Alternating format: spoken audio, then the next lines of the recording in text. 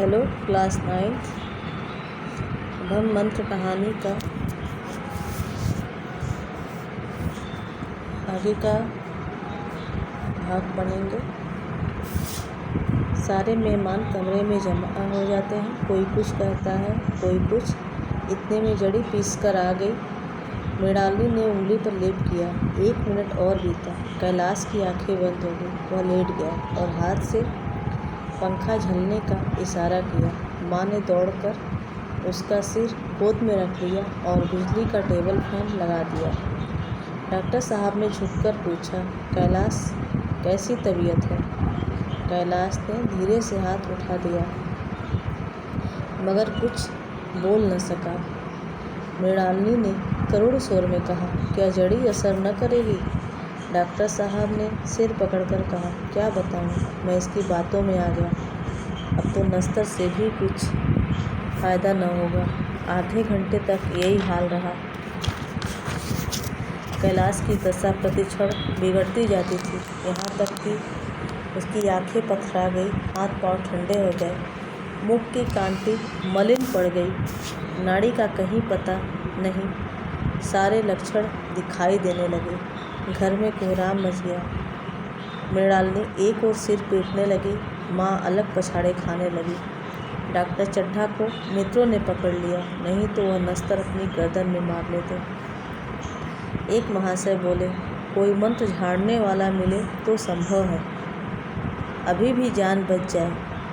एक मुसलमान सज्जन ने इसका समर्थन किया, अरे साहब, कब्र में पड़ी हुई लाशें जिंदा हो गई हैं, ऐसे ऐसे बाकमाल पड़े हुए हैं। डॉक्टर चड्ढा बोले, मेरी अक्ल पर पत्थर पड़ गया था कि इसकी बातों में आ गया। नस्तर लगा देता तो यह नौबत क्यों आती। बार बार समझाता रहा कि बेटा सांप न पालो, मगर कौन सुनता था। बुलाइए, किसी झाड़ फूँक करने वाले को ही बुलाइए, मेरा सब कुछ ले ले, मैं अपनी सारी जायदाद उसके पैरों पर रख दूँगा, लंगोटी बांधकर घर से निकल जाऊँगा। मगर मेरा कैलाश, मेरा प्यारा कैलाश उठ बैठे, ईश्वर के लिए किसी को बुलवाइए। एक महाशय का किसी झाड़ने वाले से परिचय था, वह दौड़कर उसे बुला लाया, मगर कैलाश की सूरत देखकर उसे मंत्र चलाने की हिम्मत न करी। बोला, अब क्या हो सकता है सरकार, जो कुछ होना था हो चुका। अरे मूर्ख, यह क्यों नहीं कहता कि जो कुछ न होना था हो चुका, जो कुछ होना था वह कहाँ हुआ। माँ बाप ने बेटी का सेहरा कहाँ देखा। मृणालिनी का कामना तरु क्या पल्लव और पुष्प से रंजित हो उठा। मन के वह स्वर्ण सब जिनसे जीवन आनंद का स्रोत बना हुआ था, क्या पूरे हो गए। जीवन के नृत्यमय तारिक मंडित सागर में आमोद की बहार लूटते हुए क्या उसकी नौका जलमग्न नहीं हो गई। जो न होना था वह हो गया। वही हरा भरा मैदान था, वही सुंदर चांदनी एक निःशब्द संगीत की भांति प्रकृति पर छाई हुई थी। वही मित्र समाज था, वही मनोरंजन के सामान थे, मगर जहाँ हास्य की ध्वनि थी वहाँ अब करुण क्रंदन और अश्रु प्रवाह था।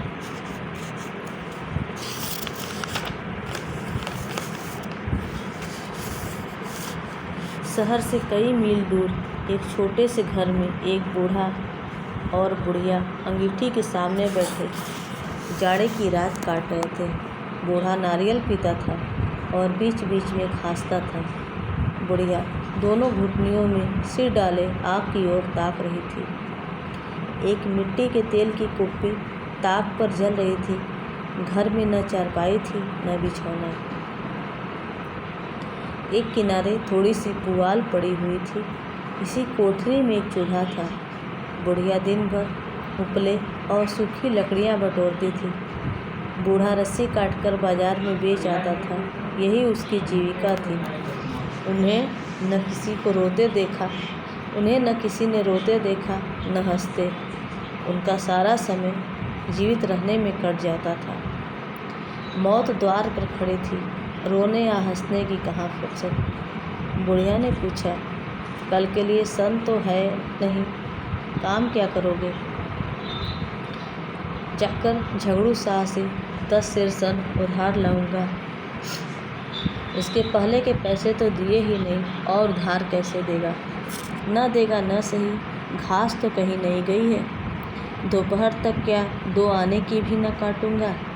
इतने में एक आदमी ने द्वार पर आवाज़ दी, भगत भगत, क्या सो गए? जरा किवाड़ खोलो। भगत ने उठकर किवाड़ खोल दिए।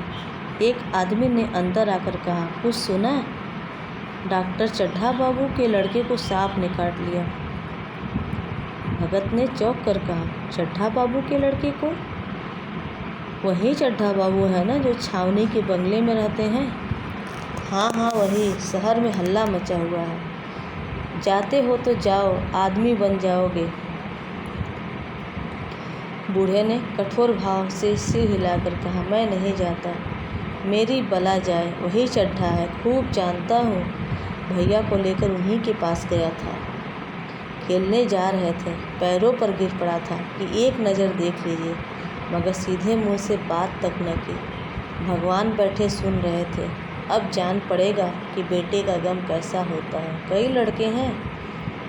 नहीं जी, यही तो एक लड़का था। सुना है? सबने जवाब दे दिया।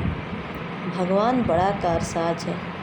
उस वक़्त मेरी आंखों से आंसू निकल पड़े थे, पर उन्हें तनिक भी दया न आई थी। मैं तो उनके द्वार पर होता तो भी बात न पूछता। अच्छा किया, कलेजा ठंडा हो गया, आंखें ठंडी हो गई, लड़का भी ठंडा हो गया होगा। तुम जाओ, आज चैन की नींद सोऊंगा। बुढ़िया से जरा तम्बाकू ले ले, एक चीलम और पीऊँगा। अब मालूम होगा लाला को, सारी स्याही भी निकल जाएगी। हमारा क्या बिगड़ा लड़के के मर जाने से? कुछ राज तो नहीं चला गया। जहाँ 6 बच्चे गए थे वहाँ एक और चला गया। तुम्हारा तो राज सोना हो जाएगा। उसी के वास्ते सबका गला दबा दबा कर जोड़ा था ना। अब क्या करोगे? एक बार देखने जाऊंगा, पर कुछ दिन बाद मिजाज का हाल पूछूंगा। आदमी चला गया। भगत ने किवाड़ बंद कर लिए। तब चीलम पर तम्बाकू रखकर पीने लगा। बुढ़िया ने कहा, इतनी रात गए, जाड़े पाले में कौन जाएगा? अरे दोपहर होता तो भी मैं न जाता। सवारी दरवाजे पर लेने आती तो भी मैं न जाता। भूल नहीं गया हूँ, पन्ना की सूरत आज भी आँखों में फिर रही है। इसी निर्दयी ने उसे एक नज़र देखा तक नहीं। क्या मैं न जानता था कि वह न बचेगा? खूब जानता था। चड्ढा भगवान नहीं थे कि उनकी एक निगाह देख लेने से अमृत बरस जाता। नहीं, खाली मन की दौड़ थी, जरा तसल्ली हो जाती, बस इसलिए उनके पास दौड़ा गया था। अब किसी दिन जाऊंगा और कहूँगा, क्यों साहब, कहिए क्या रंग है? दुनिया बुरा कहेगी, कहे, कोई परवाह नहीं। छोटे आदमी में तो 100 ऐब होते हैं, बड़ों में कोई ऐब नहीं होता, देवता होते हैं।